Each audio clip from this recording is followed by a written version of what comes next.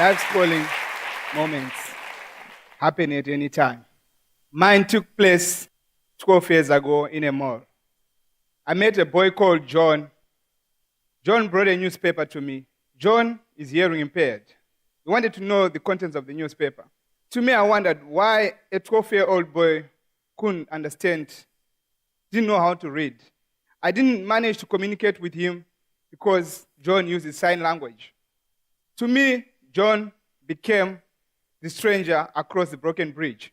I visited John's school out of curiosity, just to try to find out what was happening with his education.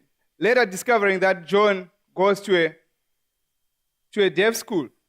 It happens that they were recipients of hearing aids through non-governmental organization, but they only use those hearing aids for a month because the batteries are not available and the batteries are expensive.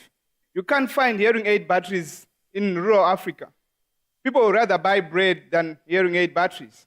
So we recruited hearing impaired people, and they managed to design what we call a solar-powered hearing aid. This is a solar-powered hearing aid.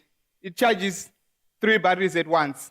You put it outside the sun, and it absorbs the sun, and it charges your hearing aid batteries. Your hearing aid battery lasts for 1 week. They formed a company called Deaftronics. At Deaftronics, they manufacture high-quality solar-powered hearing aids made by deaf people for people with a hearing loss. When we started, we hired 3 deaf people to manufacture hearing aids. The market was so huge. On a monthly basis, we would produce 600 hearing aids. But due to high demand, we ended up producing 3,000 hearing aids a month. And we hired 15 more hearing impaired people. We've managed to distribute to 40 African countries, and we have sold 10,000 units. And we have managed to send 3,000 children with solar-powered hearing aids to school. Through this, we're invited to Brazil by a company called Solar Ear. We had a collaboration. Our deaf people from Botswana, they would go and train deaf people in Brazil on how to do the assembly of the solar-powered hearing aids. Later, we're invited also to Jordan to go and train deaf people on how to do the assembly of the solar-powered hearing aids. The language which was spoken to them was not their language. There was no one who was doing sign language on HIV/AIDS awareness. So we took it upon ourselves to come up with a HIV sign language book, which has got all the signs on prevention and awareness. We managed to reduce HIV transmission in deaf community from 38% to 9%.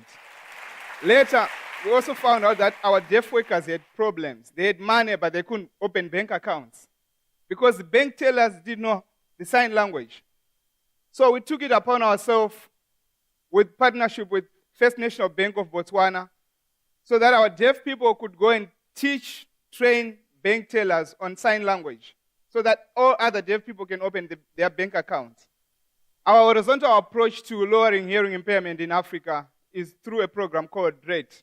It's detection, research, and advocacy, education, equipment, and therapy. Hearing impairment is a hidden disability. To children, it inhibits them to acquire the language. It makes them lose self-esteem. To adults, they can't get employed. To the elders, they live in social isolation.